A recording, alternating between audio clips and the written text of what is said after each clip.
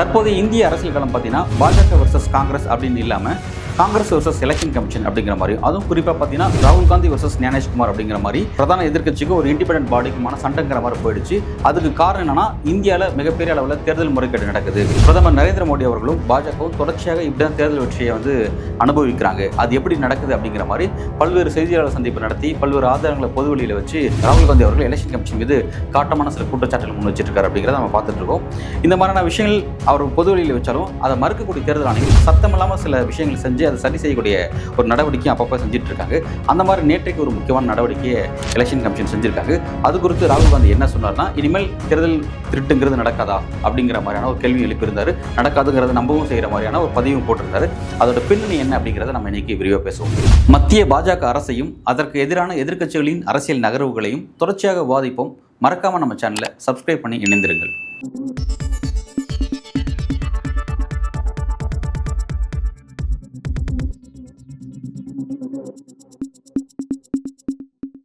கடந்த செப்டம்பர் 18ஆம் தேதி வேலைக்கிழமை டெல்லியில் பத்திரிகையாளர்களை சந்தித்த ராகுல் காந்தி அவர்கள் ஒரு முக்கியமான ஒரு விஷயத்தை அங்கே முன் வச்சார். அவர் ஹைட்ரஜன் குண்டு போடல, ஆனால் எலெக்ஷன் கமிஷன் எப்படி தங்களுடைய முறைகேடுகளை செஞ்சுட்ருக்காங்க அப்படிங்கிறத ஒரு 2வது வருஷன் அவர் தெரியப்படுத்தியிருந்தார். அவர் அதை எப்படி குறிப்பிட்டாங்கிறது நமக்கு நல்லா தெரியும்.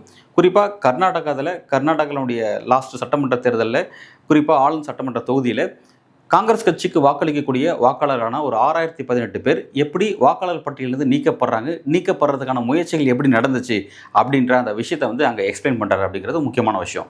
அதுக்கு சில சாட்சிகள்லாம் குறிப்பிட்றாங்க. அந்த மாதிரியான முயற்சி நடக்கும்போது யார் வாக்களிக்க தகுதி இழந்தாங்க அப்படின்ற நபர்கள்லாம் கொண்டு அந்த மேடையில் காமிச்சு இப்படிலாம் நடந்துச்சு அப்படிங்கிற விஷயத்தெல்லாம் சொல்லி குறிப்பிட்டார். அது எப்படி நடக்குது அப்படின்னா, சம்மந்தப்பட்ட ஒரு குறிப்பிட்ட ஒரு வாக்குச்சாவடியில் இருக்கக்கூடிய அந்த வாக்காளர் பட்டியலில் இருக்கக்கூடிய வாக்காளர்களை நீக்கிறதுக்கான ஆக்டிவிட்டியை வெளியிலேருந்து யாரோ அந்த ஸ்டேட்டுக்கு சம்மந்தம் இல்லாத வேற ஸ்டேட்டில் உட்காந்துக்கிட்டு அதை ஆப்ரேட் பண்ணுறாங்க, ப்ரோக்ராம் பண்ண சில சாஃப்ட்வேர்ஸை பயன்படுத்தி அதன் மூலமாக இந்த மாதிரி ஹேக்கிங் விஷயத்தை செஞ்சு முடிக்கிறாங்க அப்படிங்கிற மாதிரியான குற்றச்சாட்டை முன் வச்சிருந்தாரு. ஆனால் அது குறித்து எலெக்ஷன் கமிஷன் என்ன சொன்னால், அப்படியெல்லாம் நடக்கவே முடியாது. ஃபார்ம் 7 யாராவது ஆன்லைனில் அப்ளை பண்ணால் உடனடியாக அதை நாங்கள் கேட்டுக்கிட்டு நாங்கள் நீக்க மாட்டோம், மேற்கொண்டு வெரிஃபிகேஷன்ஸ் எல்லாம் போகும், அதன் அடிப்படையில் தான் நாங்கள் நீக்குவோம் அப்படின்ற மாதிரிலாம் விளக்கம்லாம் கொடுத்தாங்கிறத பார்த்தோம். ஆனால் அந்த விஷயத்தில் என்ன நடந்துச்சு அப்படின்னா, ராகுல் காந்தி அந்த விஷயத்துக்கு ரொம்ப கிளியர் கட்டாக போட்டு உடைச்சார். எலெக்ஷன் கமிஷன் ஒரு மறுப்பு கொடுத்ததுக்கப்புறம் அதோட விளக்கத்தை அவர் கிளியராக போட்டு உடைச்சார். சம்மந்தப்பட்ட இடத்துல 6018 பேர் நீக்கப்படுறதுக்கான முயற்சிகள் நடந்துச்சு. அதை எலெக்ஷன் கமிஷன் ஃபஸ்ட்டு அதை நீங்கள் எதுவும் கவனிக்கல. அதால் பாதிக்கப்படக்கூடிய காங்கிரஸ் கட்சியுடைய வேட்பாளர் எலெக்ஷன் கமிஷனுக்கு இது குறித்து புகாரை கொண்டு போனார். புகார் கொண்டு போனதுக்கு அப்புறம் தான் எலெக்ஷன் கமிஷன் அந்த விஷயத்தில் அப்படி நடந்ததே நீங்கள் ஒத்துக்க செஞ்சீங்க அப்படிங்கிற விஷயத்தை குறிப்பிட்டார். இந்த பிரச்சனையை கர்நாடகாவுடைய சிஐடி போலீஸ் விசாரிச்சுட்டு இருக்காங்க அப்படிங்கிறது முக்கியமான ஒரு விஷயம். அந்த இடத்துல பார்த்தீங்கன்னா சிஐடி போலீஸ் இந்த விஷயத்தில் அந்த செயல் எப்படி நடந்துச்சு, அந்த 6018 பேர் நீக்கப்படுறதுக்கான முயற்சிகள் எதன் அடிப்படையில் நடந்துச்சு, அதுக்கான அந்த ஆதாரங்கள் என்ன அப்படின்றத கேட்டுட்டு இருக்காங்க. அதாவது குறிப்பாக எந்த சிஸ்டம்ல இருந்து அது ஆக்ட் செய்யப்பட்டுச்சு, என்ன மாதிரியான சாஃப்ட்வேர்ஸ் அதுக்கு யூஸ் பண்ணாங்க அப்படின்ற மாதிரியான சில டேட்டாஸ்லாம் எலெக்ஷன் கமிஷன்கிட்ட கேட்டாங்க.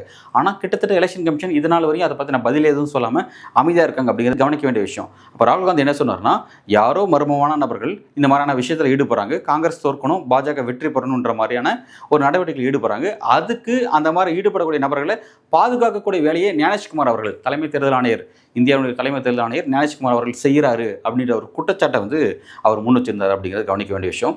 இப்போ இந்த இடத்துல எலெக்ஷன் கமிஷன் என்ன செஞ்சுருக்காங்க, நேற்றுக்கு என்ன பண்ணியிருக்காங்க அப்படின்னா, இந்த மாதிரி ஃபார்ம் 7 ஆன்லைன் வழியை அப்ளை பண்ணி சில பேர் நீக்கணும் அப்படின்னா உடனே நீக்கிறதுக்கான ஆக்டிவிட்டிஸ் செய்யாமல் அந்த எந்த நம்பர்லேருந்து நீக்கப்படுறதுக்கான ஒரு தகவல் வருதோ அந்த நம்ம சம்மந்தப்பட்ட நபருக்கு ஒரு ஓடிபி அனுப்பணும். ஓடிபி அனுப்பிச்சு அந்த ஓடிபியினுடைய வெரிஃபிகேஷனை வாங்கிட்டு அவங்கள நீக்கணும். ஏன்னா இன்றைக்கி தான் ஓடிபிங்கிறது எல்லா இடத்துலையும் நெசசரி ஆகிடுச்சு.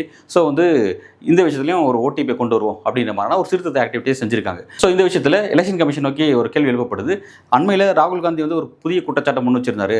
அந்த குற்றச்சாட்டை தடுக்கிறதுக்கான நடவடிக்கை தான் இதை நீங்கள் செஞ்சுருக்கீங்களா அப்படின்னு கேட்கும்பொழுது, இது அதுக்காக செய்யப்பட்டது கிடையாது. ராகுல் காந்தி அந்த குற்றச்சாட்டை சொல்வதற்கு முன்பே நாங்கள் இதை நடைமுறைப்படுத்த ஆரம்பிச்சிட்டோம். ஆனால் இது இப்போ தான் செய்தியாக வெளியே இருக்குது அப்படிங்கிற மாதிரியான ஒரு விஷயத்தெல்லாம் வெளிப்படுத்துறாங்க அப்படிங்கிறது கவனிக்க வேண்டிய விஷயம். பட் ராகுல் காந்தி என்ன சொல்றாரு அப்படின்னா, இப்போ இவ்வளவு நாள் வரையும் இந்த மாதிரியான ஓடிபி பெறணும் கூட ஒரு ஐடியா கூட உங்களுக்கு இல்லாமல் இருந்திருக்கு அப்படிங்கிறத குறிப்பிட்டு, இனிமேல் ஓடிபி சிஸ்டம் கொண்டு வந்ததுனால சம்மந்தப்பட்ட நபர்களுக்கு தான் நீக்க போகிறோம் அப்படிங்கிற அந்த செய்தி அவங்களுக்கு போய் சேரும். இதன் மூலமாக தன்னோட பேர் இருக்குதா இல்லையாங்கிறது உறுதிப்படுத்தப்படும் அப்படின்ற மாதிரி நம்புறது ஓகே, நல்ல விஷயம் அப்படின்ற மாதிரி ராகுல் காந்தி பாராட்டுறாரு. இந்த இனிமேல் வாக்கு திருட்டு நடவடிக்கைக்கு பூட்டு போடப்பட்டிருக்கா அப்படின்ற மாதிரியான ஒரு விஷயத்தையும் பதிவு செய்கிறாரு.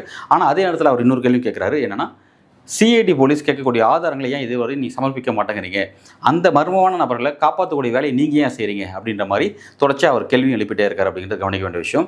ஏன்னா ராகுல் காந்தி பொறுத்த வரைக்கும் இப்போ அண்மையில் வரக்கூடிய செய்திகள் என்னவா இருக்குன்னா, இந்த மாதிரி அதிரடியான ஒரு குற்றச்சாட்டை எலெக்ஷன் கமிஷன் மீது முன்வைக்கிறதுக்கு அவருக்கு சோர்ஸ் எங்கேருந்து வருதுன்னு பார்த்தா, முன்னாள் தலைமை தேர்தல் ஆணையர்களே ராகுல் காந்தி அவர்களுக்கு ஃபேவராக இருக்காங்க அப்படின்ற மாதிரியான செய்திகளும் வந்துட்டுருக்கு. ஏன் அப்படின்னா, தற்போதைய தலைமை தேர்தல் ஆணையராக இருக்கக்கூடிய ஞானேஷ்குமாருக்கு வேண்டாத நபர்கள் முன்னாள் தலைமை தேர்தல் ஆணையராக இருக்காங்க. அவங்க ராகுலுக்கு வேண்டக்கூடிய சில இன்புட்ஸ் கொடுக்குறாங்க. அவங்க யாருங்கிறது எக்ஸாக்டாக நம்மளால் பேர் சொல்ல முடியல.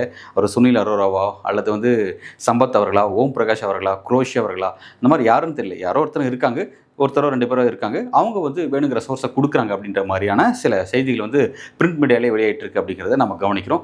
ஸோ ராகுலுக்கு இந்த மாதிரியான விஷயத்தை தொடர்ச்சி இந்த அரசியலை கொண்டு போகிறதுக்கு அவருக்கு பல்வேறு வகையிலேருந்து தகவல் வருது அப்படிங்கிறது தெரிஞ்ச விஷயம். ஸோ அதுக்கான கோர்ஸ் கரெக்ஷனையும் சைலண்டாக எலெக்ஷன் கமிஷன் செய்யுது அப்படிங்கிறது கவனிக்க வேண்டிய விஷயமாக நம்ம பார்க்குறோம். நம்ம எல்லாருக்கும் இன்றைக்கு எலெக்ஷன் கமிஷனை ராகுல் காந்தி எதிர்க்கிறாரு அப்படின்ற மாதிரி தான் நமக்கு தெரியும். ஆனால் ராகுல் காந்திக்கு முன்பே இந்த இண்டிபெண்டன்ட் பாடியான எலெக்ஷன் கமிஷனை எதிர்த்தது யாருன்னா, மேற்கு வங்கத்துடைய முதல்வர் மம்தா பானர்ஜி அவர்கள் தான். அவங்க என்ன விஷயத்தை எதிர்த்தாங்க அப்படின்ற அந்த பழைய ஒரு உதாரணத்தை என்னன்றதை பார்த்துருவோம். இப்போ கடந்த காலத்தில் பார்த்தீங்கன்னா, எபிக் நம்பர், அதாவது எலக்ட்ரோர்ஸ் போட்டோ ஐடென்டி கார்டு அப்படின்ற அந்த எல்லாருக்குமான அந்த இண்டிவிஜுவல் நம்பர் இருக்கக்கூடிய வாக்காளர் அட்டை, அந்த வாக்காளர் அட்டையில் ஒரு மிகப்பெரிய முறைகேடு நடந்துட்டுருக்கு அப்படிங்கிற ஒரு விஷயத்தை ஃபஸ்ட்டு மம்தா பானர்ஜி தான் பொதுவெளிக்கு கொண்டு வந்தாங்க. அவங்க எப்படி குறிப்பிட்டாங்கன்னா, இந்த ஒரே மாதிரியான எபிக் நம்பர் கொண்ட நபர்கள் பல ஸ்டேட்டில் இருக்கிறதுனால, குறிப்பாக குஜராத்தில் இருக்காங்க, பாஜக ஆளக்கூடிய குஜராத், ஹரியானா போன்ற மற்ற ஸ்டேட்லாம் இருக்காங்க. அவங்க என்ன பண்ணுறாங்க, வெஸ்ட் பெங்கால் எலெக்ஷனில் வாக்களிக்கிறதுக்கான அவங்களுக்கான ஒரு வாய்ப்புகள் வழங்கப்படுது. அவங்க இங்கே மம்தா பானர்ஜிக்கு அவர் அரசுக்கு எதிரான வாக்களிக்கக்கூடிய ஒரு நபரில் இருக்காங்க அப்படின்ற மாதிரியான ஒரு விஷயத்தை ஃபாலோ பண்ணுறாங்க. இதே தான் கடந்த காலத்தில் டெல்லி சட்டமன்ற தேர்தலையும் பின்பற்றினாங்க, மகாராஷ்டிராலையும் பின்பற்றுறாங்க அப்படின்ற ஒரு குற்றச்சாட்டை முன் வச்சாங்க. இந்த குற்றச்சாட்டை முன் வச்சதுக்கப்புறம் ஃபஸ்ட்டு இது எலெக்ஷன் கமிஷன் இதை மறுத்தாங்க. அப்படி ஒன்று இல்லவே இல்லைன்னு மறுத்தாங்க. ஆனால் இந்த பிரச்சனை திரும்ப election commission versus Trinamool Congress அப்படின்ற மாதிரியான ஒரு டிபேட் மாதிரி போயிட்டு இருந்துச்சு. இது சார்ந்த வழக்குகள் கூட உச்சநீதிமன்றத்தில் வந்துச்சு. ஏடிஆர் கூட பல வழக்குகள் போட்டிருந்தாங்க. நம்ம பார்த்தோம். End of the result election commission அதை என்ன சொன்னாங்க அப்படின்னா, அந்த பிரச்சனையை எப்படி ஒத்துக்கிட்டாங்க அப்படின்னு பார்த்தீங்கன்னா, கடந்த காலத்தில் வாக்காளருடைய அந்த தரவுத்தளம், இந்த டேட்டா பேஸ் இருந்தது. அதை டிஜிட்டலுக்கு மாற்றுறதுக்கு முன்னாடி சில இஷ்யூஸ் இருந்துச்சு, அதை நாங்கள் இப்போ தான் சரி பண்ணுறோம் அப்படின்ற மாதிரியான விஷயத்த சொன்னாங்க. சொல்லிட்டு இந்த விஷயத்துக்கு முட்டு கொடுக்குற மாதிரி என்ன சொன்னாங்கன்னா, ஒரே மாதிரியான அந்த எபிக் நம்பர் கொண்ட நபர்கள் பல பேர் இருக்கலாம், ஆனால் அப்படியெல்லாம் இருக்கிறதுனால அவங்க பல ஸ்டேட்டு கூட இருக்கலாம், ஆனால் அவங்க எல்லாருமே ஒரு குறிப்பிட்ட சட்டமன்ற தொகுதிக்கு உட்பட்ட ஒரு வாக்குச்சாவடியில் வாக்களிக்க முடியாது. அந்த வாக்குச்சாவடியில் அந்த வாக்காளர் பட்டியலில் அவரோட பேர் இருக்கணும், அப்படி இருந்தால் மட்டும் தான் வாக்களிக்க முடியும் அப்படின்ற ஒரு விளக்கம் கொடுத்தாங்க. அப்படின்னு நமக்கு அங்கே கேட்கக்கூடிய கேள்வி என்னன்னா, அப்புறம் எதுக்கு இந்த எபிக் நம்பர் அப்படின்னு நம்ம கேட்க வேண்டியதாக இருக்குது. நீங்கள் அது எக்ஸல் இதெல்லாம் வச்சுட்டு போகலாம்ல, அப்புறம் எதுக்கு ஏன் இண்டிவிஜுவலாக ஒரு நம்பர்லாம் வைக்கிறீங்க? ஏன்னா இந்த மாதிரியான ஓட்டர் ஐடிங்கிறது பல இடத்துல ப்ரூஃபாக கொடுக்குறோம். அப்படி இருக்கும்போது தமிழ்நாட்டில் இருக்க ஒருத்தருக்கும் டெல்லியில் இருக்க ஒருத்தருக்கும் ஒரே மாதிரியான எபிக் நம்பர் இருந்தால் அதில் மிகப்பெரிய ஒரு கிரைமே நடக்கலாம்ல, மிகப்பெரிய ஃபோர்ஜரி நடக்கலாம் இல்லையா? எலெக்ஷன் கமிஷன் கொடுத்த மட்டமான விளக்கத்தை பார்த்துட்டு அது ரொம்ப சர்ச்சைக்குள்ளாச்சு. அதுக்கப்புறம் அதை சரி பண்ணிக்கூடிய இடத்துக்கு தள்ளப்பட்டாங்க. ஸோ அந்த மாதிரி வெஸ்ட் பெங்காலில் மம்தா பானர்ஜி அவர்கள் இந்த மாதிரி எபிக் நம்பர் விஷயத்தை பெரிய பிரச்சனை கொண்டு வந்தாங்க. அது கொண்டு வந்ததுக்கப்புறம் அதை சரி பண்ணக்கூடிய இடத்துக்கு எலெக்ஷன் கமிஷன் தள்ளப்பட்டுச்சு அப்படின்னு பார்த்தோம். அதே மாதிரி இன்றைக்கி ராகுல் காந்தி அவர்கள் இந்த மாதிரி சொல்லக்கூடிய, அதாவது யாரோ ஒருத்தர் உட்காந்து ஒருத்தருடைய வாக்காளர் பட்டியலில் அவரோட பேரை நீக்கக்கூடிய ஆக்டிவிட்டிஸ் செய்கிறாங்க அப்படின்னா அதை மறுக்கக்கூடிய தேர்தல் ஆனால் இன்றைக்கி சரி பண்ணக்கூடிய இடத்துக்கு தள்ளப்படுது அப்படிங்கிற விஷயத்தை நம்ம பார்க்குறோம்.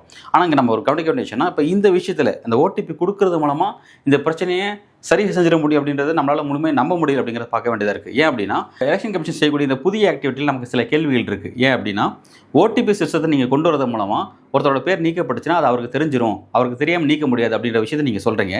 நம்ம என்ன கேட்குறோன்னா, இப்போ அந்த நம்பர் சம்மந்தப்பட்ட நபர் அவரோட பேர் நீக்கப்படுதுன்னா, அவர் அந்த சிம் கார்டை தொலைச்சிட்டாரோ, இல்லை அந்த ஃபோனை தொலைச்சிட்டாரோ, இல்லை அந்த நம்பர் கொஞ்ச நாள் யூஸ் பண்ண போகிறாரோ அப்படின்னா, அப்போ எப்படி அந்த செய்தி அவருக்கு போய் சேரும் அப்படின்னு அப்போ எப்படி அந்த செய்தி அவருக்கு போய் சேரும் அப்படின்ற ஒரு கேள்வி எழுப்ப வேண்டியதாக இருக்குது. ஏன்னா எல்லாருமே ஒரே சிம் கார்டை யூஸ் பண்ணுவாங்க, ஒரே நம்பர் தான் டிஃபால்ட்டாக வச்சிருப்பாங்க, நம்மளால் சொல்ல முடியாது. ஒவ்வொரு முறை நம்பர்களை மாற்ற செய்யலாம். அப்படி இருக்கும்போது அப்போ இது இன்னொரு சிக்கலை ஏற்படுத்த தான் செய்யும். நம்பர் இல்லாத போது அது எப்படி அந்த செய்தி அவங்களுக்கு போய் சேரும் அப்படின்ற ஒரு கேள்வி இருக்குது. ஸோ இந்த விஷயத்துலையும் வேறு கோர்ஸ் கரெக்ஷன் செய்ய வேண்டியது இருக்குது. இதை வேறு மாதிரி மாற்றி அமைக்க வேண்டியது இருக்குது அப்படின்றது நம்ம பார்க்க வேண்டியதாக இருக்குது. முக்கியமாக இந்தியாவை பொறுத்த வரைக்கும் ஒருத்தர் வாக்களிக்கணும் அப்படின்னா வாக்காளர் பட்டியலில் அவரோட பேர் இருக்கிறது ரொம்ப முக்கியமானது. அந்த பேரை இவ்வளோ ஈஸியாக நீக்கப்பட்டதுக்கான வாய்ப்புகள் இருக்குது அப்படிங்கிறதே பிரதான எதிர்க்கட்சி தலைவர் சொன்னதுக்கப்புறம் தான் எலெக்ஷன் கமிஷனுக்கு ஒரு விழிப்பு அதை சரி செய்யறதுக்கு ஓடிபி சிஸ்டத்தை கொண்டு வராங்க. ஆனால் கொண்டு வந்த ஓடிபி சிஸ்டத்துலையும் சில இஷ்யூஸ் இருக்குது அப்படிங்கிறத நம்ம சுட்டி காட்ட வேண்டியதாக இருக்குது. அதை எப்படி சரி பண்ணிட்டு அடுத்த கட்டத்தில் ஒரு தெளிவான ஒரு வாக்காளர் பட்டியலை உருவாக்க போகிறாங்க அப்படிங்கிறது நமக்கு தெரியல. ஏன்னா இப்போ எஸ்ஐஆர் ஆக்டிவிட்டியை இனி இந்தியாவில் செய்கிறதுக்கான ஆக்டிவிட்டீஸை மூவ் பண்ணிட்டு இருக்காங்க. சம்மந்தப்பட்ட எல்லா மாநில தலைமை தேர்தல் ஆணையருக்கும் பிறகு யூனியன் பிரதேசத்தினுடைய தலைமை தேர்தல் ஆணையருக்கும் ஒரு சுற்றறிக்கை அனுப்பிச்சிட்டு இருக்காங்க. எல்லாரும் ரெடியாக இருங்க, தயாராக இருங்க. மாநிலம் முழுவதும் ஒவ்வொரு மாநிலத்திலையும் இந்த பணியை மேற்கொள்ள வேண்டியது இருக்குது அப்படின்ற மாதிரி சொல்கிறாங்க.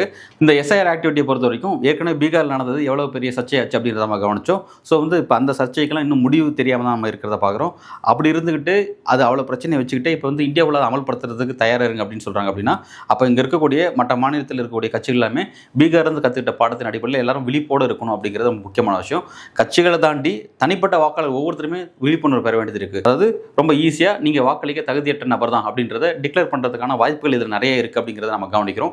ஸோ வந்து எல்லா இண்டிவிஜுவல்ஸும் ஒவ்வொரு வாக்காளர்களும் இந்த விஷயத்தில் கவனமாக இருக்க வேண்டிய ஒரு ஒரு ஒரு ஒரு பாடத்தை நம்ம வந்து பீகார்லேருந்து நம்ம கற்றுக்கிறோம். ஸோ வந்து அடுத்த கட்டமாக இந்த சப்ஜெக்ட் எதை நோக்கி நகருது, இந்த பிரச்சனையை பொறுத்த வரைக்கும் பாஜக இவ்வளோ பெரிய சீரியஸான சப்ஜெக்டில் பாஜக எல்லா இடத்துலையும் அமைதியாக இருந்ததை நம்ம பார்த்தோம். இந்த மாதிரி ராகுல் காந்தி வைக்கக்கூடிய குற்றச்சாட்டுங்கிறது, அதாவது உலக நாடுகளிலிருந்து அவர் கொண்டு வராரு, மேற்கத்திய நாடுகளிலிருந்து இந்த கல்ச்சர் கொண்டு வந்து இங்கே வைக்கிறாரு, இந்தியாவுடைய டெமோக்ராட்டிக் ஸ்ட்ரக்சரை வந்து அட்டாக் பண்ணுறாரு அவர், இங்கே இருக்கக்கூடிய மோடியினுடைய வெற்றியும் பாஜகவுடைய வெற்றியும் அவரால் சகிச்சிக்க முடியல அப்படின்ற மாதிரியான குற்றச்சாட்டை முன் வச்சுட்டு இருக்காங்க. இவ்வளோ சீரியஸான விஷயத்தில் அவர் வைக்கக்கூடிய ஆதாரப்பூர்வமான குற்றச்சாட்டுகளை கொஞ்சம் கூட நியாயமாக ஜென்யூனாக அதை அட்ரஸ் பண்ணக்கூடிய ஒரு போக்கு பாஜக கிட்ட இல்லை அப்படிங்கிறத பார்க்குறோம். எலெக்ஷன் கமிஷன்ட்டி இல்லைங்கிறத நம்ம பார்க்குறோம். இந்த முக்கியமான பிரச்சனை வரக்கூடிய நாட்களில் அரசியல் களத்தில் எப்படி கையாளப்பட போகுது அப்படிங்கிறத நம்ம பொறுத்திருந்து பார்க்கலாம். மேலும் ஓவராலாக இந்த பிரச்சனை நம்ம எப்படி புரிஞ்சுக்கலாம் அப்படின்னு பார்த்தீங்கன்னா, ஒவ்வொரு நாட்கள்லையும் இதற்கு முன்பு பார்த்தீங்கன்னா தேர்தல் நடந்து முடிஞ்சதுக்கு பிறகு ஒரு கட்சி எப்படி வெற்றி பெற்றது, ஒரு கட்சி எப்படி தோல்வி அடைஞ்சது அப்படிங்கிறத பற்றி தான் இங்கே ஊடகங்களில் மிகப்பெரிய விவாதம் நடக்கும். ஆனால் இனி வரக்கூடிய நாட்களில் தேர்தல் நடந்து முடிஞ்சதுக்கப்புறம் வரக்கூடிய ரிசல்ட்டை தாண்டி தேர்தல் எப்படி நடத்தப்பட போகுது அப்படிங்கிறதே ஒரு பெரிய விவாதத்துக்கு உள்ளாக்கக்கூடிய விஷயமா இது மாறி இருக்குது. அதுக்கு காரணம் வந்து வெஸ்ட் பெங்காலோட முதல்வர் மம்தா பானர்ஜியும் இந்தியாவின் பிரதான எதிர்க்கட்சி தலைவர் ராகுல் காந்தி அவர்களும் தான். ஏன்னா தொடர்ச்சியாக தேர்தல் ஆணையத்தின் மீது முறைகேடுகளை இந்தளவுக்கு காட்டமாக முன்வைக்கிறாங்க, ஆதாரப்பூர்வமாக முன்வைக்கிறாங்க. இதன் மூலமாக வந்து தேர்தல் ஆணையத்துடைய ஒவ்வொரு ஆக்டிவிட்டியும் சாதாரண மக்கள் கூட கொஞ்சம் உற்று நோக்கக்கூடிய ஒரு சப்ஜெக்டாக இது மாறி இருக்கு.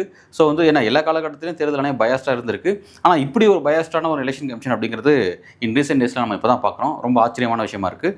ஸோ வந்து இனிமேல் தேர்தல் ஆணையம் இதே விஷயத்தை திரும்ப செய்கிறதுக்கு கூட வந்து ஒரு நடுக்கத்தோடு தான் செய்யக்கூடிய ஒரு இடத்துக்கு தள்ளப்படும். ஏன்னா எல்லா கட்சியும் கொஞ்சம் அவேர்னஸ் அடைஞ்சிட்டாங்க, காமன் மக்களுமே ஒரு அவேர்னஸ் இருக்குது. ஆனால் போதிய அளவில் அவேர்னஸ் போய் சேரல அப்படிங்கிறது மறுக்க முடியாத விஷயம் தான். ஆனால் திரும்ப இந்த விஷயத்தை பேச பேச இன்னும் போதிய அளவு விழிப்புணர்வு கிடைக்கும். ஸோ வந்து எலெக்ஷன் கமிஷனுடைய ஒவ்வொரு ஆக்டிவிட்டியும், அந்த வாக்காளர் பட்டியலையும், பிறகு அந்த வாக்குச்சாவடியில் இருக்கக்கூடிய வாக்காளர் அதிகாரிகள் எந்த அளவுக்கு நேர்மையாக நடந்துக்கிறாங்க அப்படிங்கிறதையெல்லாம் கூட இனி வரக்கூடிய நாட்களில் காமன் மக்கள் கூட உற்று நோப்பாங்க அப்படிங்கிறத நம்ம கவனிக்கிறோம். அந்த ஒரு அவேர்னஸை ஏற்படுத்தியிருக்கு இந்த விஷயத்தில். எலெக்ஷன் கமிஷனுக்குமே ஒரு நெருக்கடி ஏற்பட்டிருக்கு அப்படிங்கிறத நம்ம இதை உணர்ந்திருக்க வேண்டியதாக இருக்குது. பாஜக ஒரு நெருக்கடி அப்படிங்கிறத நம்மளால் மறுக்க முடியாது. ஸோ வந்து இது வந்து இந்த விஷயத்தில் ஒரு பாசிட்டிவான சைன் அப்படிங்கிறத நான் பார்க்குறேன். மேலும் இது பற்றிய உங்களுடைய கருத்துக்களை மறக்காமல் கமெண்ட் செக்ஷனில் தெரிவிக்கவும். மிக்க நன்றி.